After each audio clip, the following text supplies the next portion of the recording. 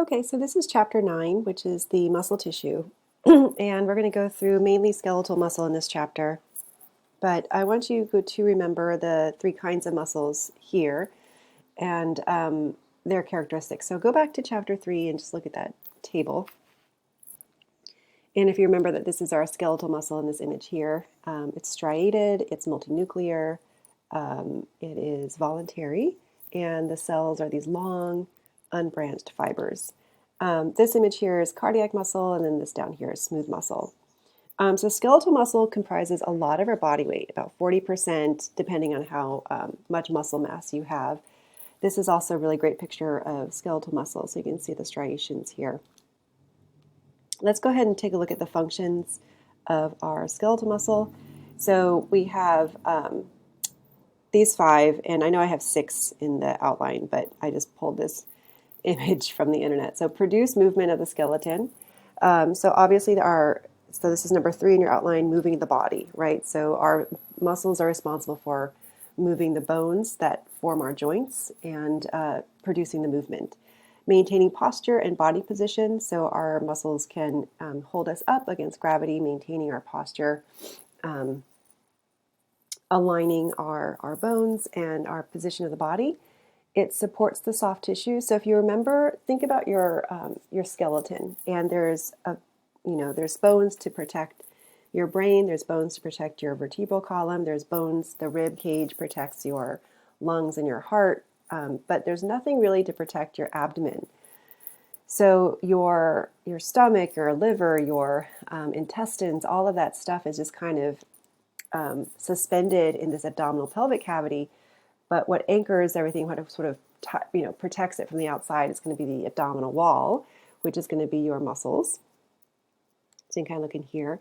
And then the pelvic floor. So think about your pelvis and how your pelvis is this hollow structure, and there's you obviously have organs there. So the bottom of your pelvis, you'll have this membrane of muscle. It's not really a membrane, sorry, it's just a thin muscle that holds the pelvic floor. So that's the muscle there. It guards entrances and exits. So in your notes, this is number 6. So we have these round muscles are called sphincters, and sphincters are a circular muscle, and when they contract, the circle gets smaller, and when they're relaxed, the circle gets bigger. And you have several sphincters in the body. Some of them are smooth muscle, and some of them are skeletal muscle. So when you hold your urine, or you hold going to the bathroom number 2 or number 1, you're contracting those sphincters, so it can guard the entrances and exits. In terms of smooth muscle can also help the passage of substances through the body, but skeletal muscle, you have these distinct sphincters. And then your skeletal system maintains your body temperature. It generates body heat. Not only when it contracts, right? We know that when we move around, we produce energy. We can get warm by moving around more vigorously. But also just the fact that your muscle tissue is very energetic. It uses a lot of energy to maintain itself, so that energy is converted to heat. So the more muscle you have, the more heat you can generate, the more calories you burn at rest. I'm sure you've heard that if you looked into weight loss. The more muscle mass you have, muscle just takes up more calories being there. And so you actually burn more calories having more muscle, because the muscle needs to maintain itself. Let's take a look at the characteristics of muscle. So we have these terms here. So you want to know their definition. So let's start with contractility, which is the one in your outline. A muscle can contract. So that means a muscle shortens and thickens. So a muscle has a length that it is when it's relaxed. So you're not stretching it, you're not contracting it, it's just kind of at rest. When you contract a muscle, it shortens. So the muscles, and that's what the word contract means, right? It gets to, you contract something, it gets shorter or smaller. So when you contract a muscle, it does get shorter, and then when you relax it back to its length. So contraction and relaxation, you're literally making it shorter and longer. The second word here, excitability, just means that it's able to become generate an impulse. The nervous system will talk to the muscle, and the muscle will respond by generating an electrical charge over its membrane. So it's excitable. It's able to receive and respond to stimuli coming from the nervous system, and the nervous system will cause the muscle to have an electrical charge. So we'll talk about that. The next one here is it's elastic. So elasticity means that when you stretch your muscles, it can come back to its original shape, right? So we have all maybe stretched in our life before or after exercise. If you're doing yoga, you do a lot of stretches. So not only are you stretching the ligaments and the tendons, but you're also stretching the muscle itself. But it always comes back to its original shape. And then extensibility is just that ability for the muscle to get longer. You can stretch the tissue, and that's extensible. All right, so moving on to the next few things in your outline. Skeletal and smooth muscle cells are called fibers. So I'm going to be saying the word fiber, so muscle fiber, and that's going to just mean one cell. And the proteins that create the contraction are called actin and myosin. We'll look at that.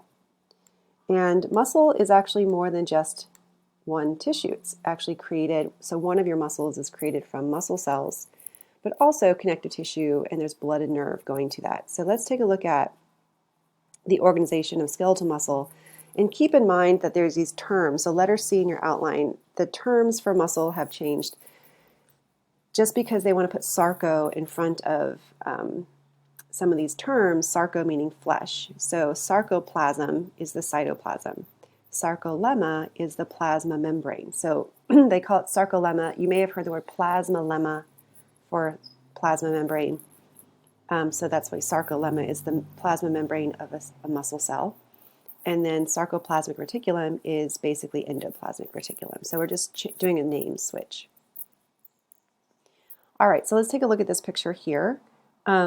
We have three connective tissue terms, and they're named for where they are. So keep in mind that this is the same connective tissue. It doesn't change what it is. They're just named for where it is. So the way that your muscles are organized.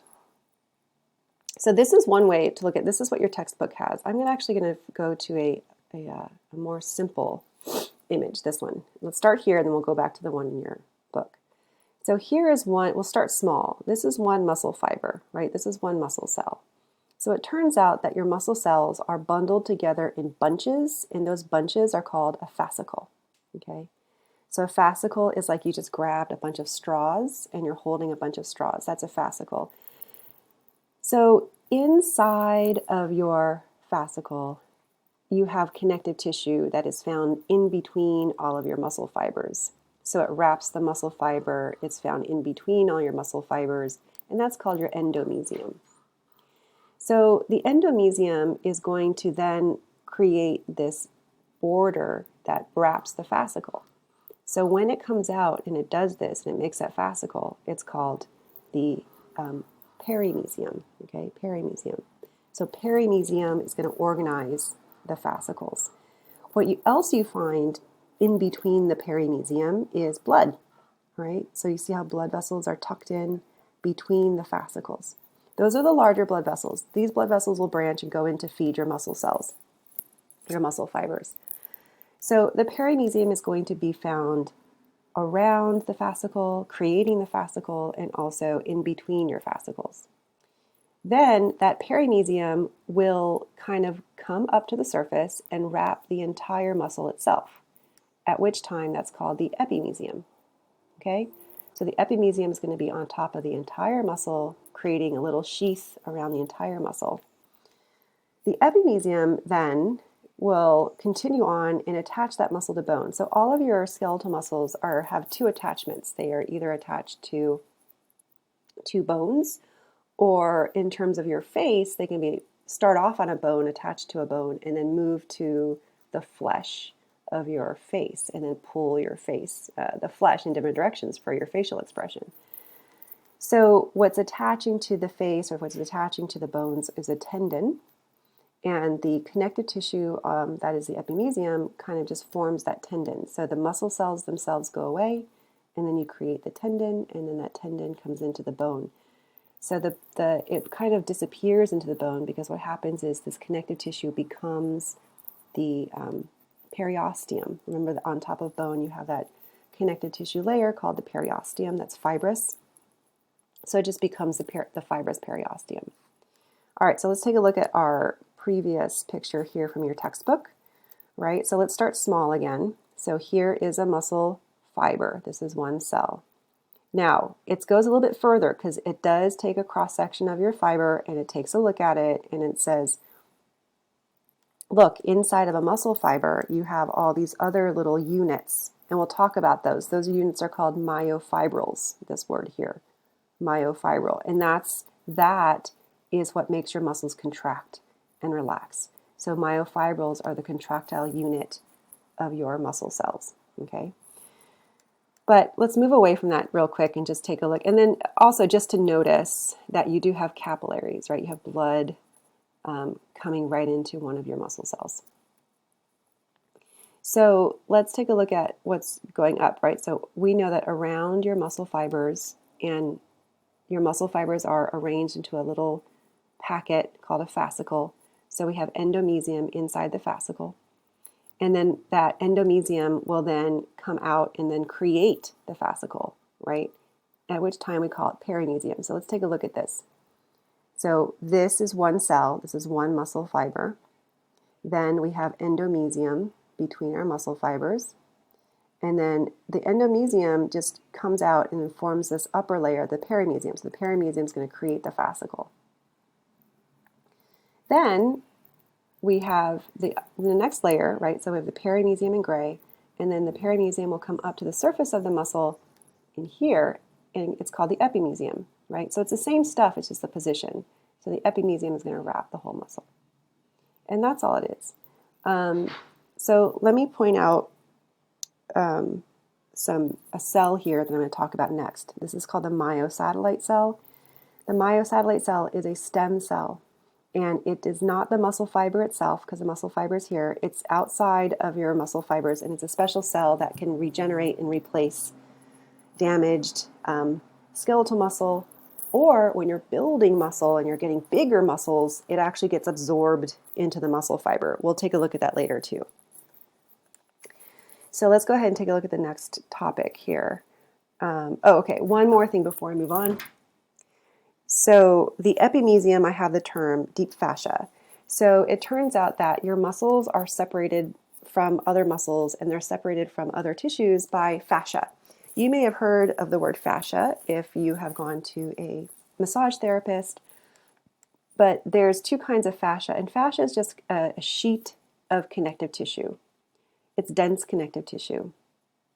So right below your skin and right below your subcutaneous fat, you have your fascia here. This is called superficial fascia. It's right under the skin. And then under that, you have a little bit more fat, and then you have a deeper fascia. So you see how the muscle is present. And then the muscle, this is very, very little, this tiny little bit of loose connective tissue. But then you have a bigger area of very dense connective tissue. So this is called deep fascia. And what like really deep massages and massage therapists want to do is when you have tight muscles or you want to relax those muscles, they'll try to loosen up this deep fascia. Because if the fascia does become very tight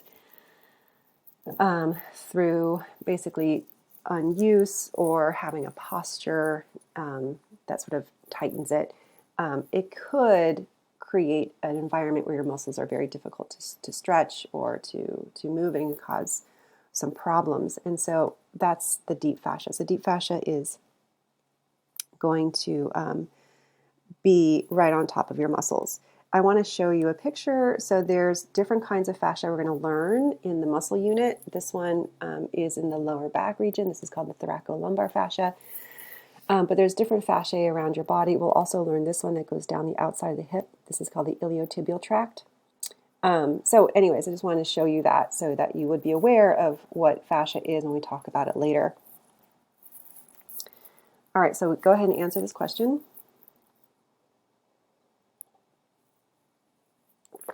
So what is it that is going to divide your muscle into fascicles? Your answer should be the perimysium, letter D. All right, so let's go ahead and take a look at the next topic, which is the cells. So notice that we have these yellow cells. Those are your myosatellite cells. Those are the ones that I talked about, our stem cells. In early development, when you're creating your muscle fibers, you have these cells called myoblasts that fuse to form a muscle cell, a muscle fiber. So notice that's why we have a multinucleated muscle fiber, is because it's created early on by the fusion of many different myoblasts. The myosatellite cell does not fuse. It stays outside and it can be used for, again, regeneration, repair, and for building more muscle. Not more muscle cells, but more muscle mass. So that's a good distinction. When you get bigger, when you're building muscle and you have like stronger, bigger muscles, you don't increase the number of cells you have. You don't increase the number of fibers. You increase the size of every fiber. Okay. All right, so let's take a look at the cell itself. So inside the muscle fiber, we have these units called myofibrils, which is going to be number 1 under microanatomy of a muscle fiber. So these are the contractile unit of your muscles. So you can just write that into your outline if you'd like, contractile unit of the muscle fiber. It's composed of 2 different proteins, actin and myosin, and they're called filaments because a filament is a long thread-like protein. So there's 2 kinds. There's actin, which is thinner, so this sometimes it's referred to as a thin filament. So this is actin. The thicker filament is myosin. So they're arranged in a very regular pattern called a sarcomere. We'll look at that in just a second, but just take a look at how the muscle fiber has many units, many myofibrils, and each myofibril is wrapped with this blue organelle. This blue organelle is the sarcoplasmic reticulum. That's going to be important. I want you to also look at the upper membrane. So see this sarcolemma. Remember, the sarcolemma is a plasma lemma, or a plasma membrane of the cell. And notice how it has these pores, right? It has these holes that are going to create something called transverse tubules, or T tubules for short. This leader line's a little bit off. It's going to go down. And so notice how the transverse tubules, they open up from the outside of the membrane. They're going to create a tunnel, and it goes into the muscle fiber, and it actually wraps around each of these myofibrils. So that's going to be also important when we talk about muscle contraction. But let's talk about the sarcomere first. So I know you have a picture of this in your outline, so we're going to go through that. This again, right, just to reinforce that the sarcoplasmic reticulum is on top of your myofibril, and the myofibril is arranged in this pattern of actin and myosin.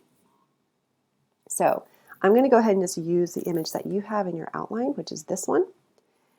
And so basically we have this pattern. The pattern is called a sarcomere. So let me see if I have a picture.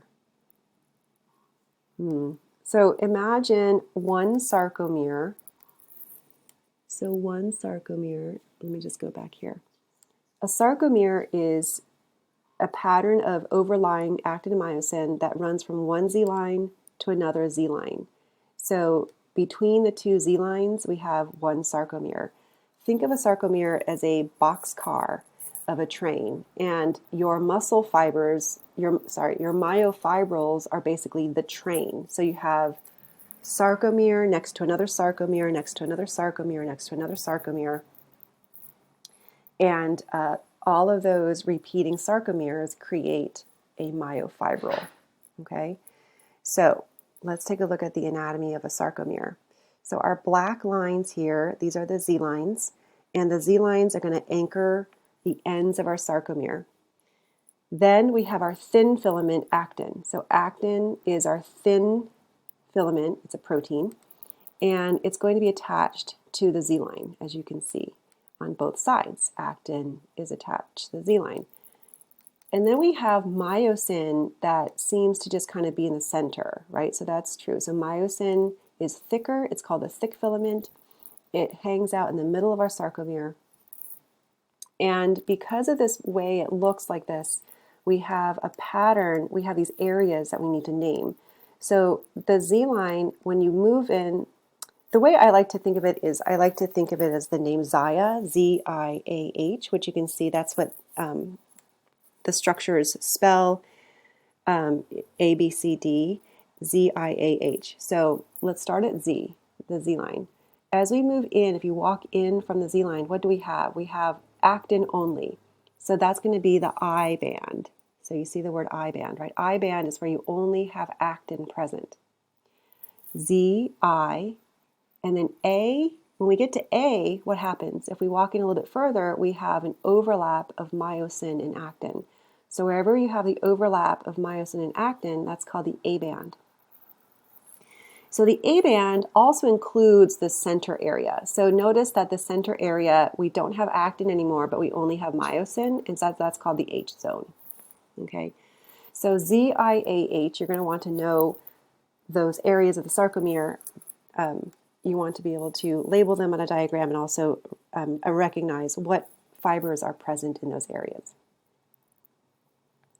So I have a couple of tutorials here that I'm going to put on Canvas, and I really want you to watch it because it's really good and it gives you the whole sliding filament theory of how muscles contract.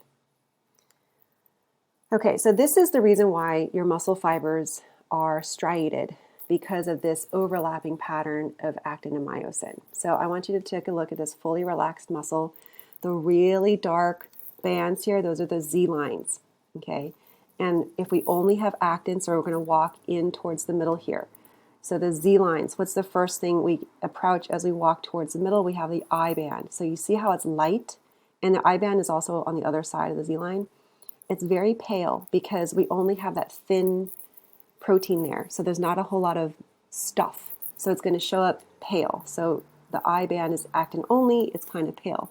What do we have next?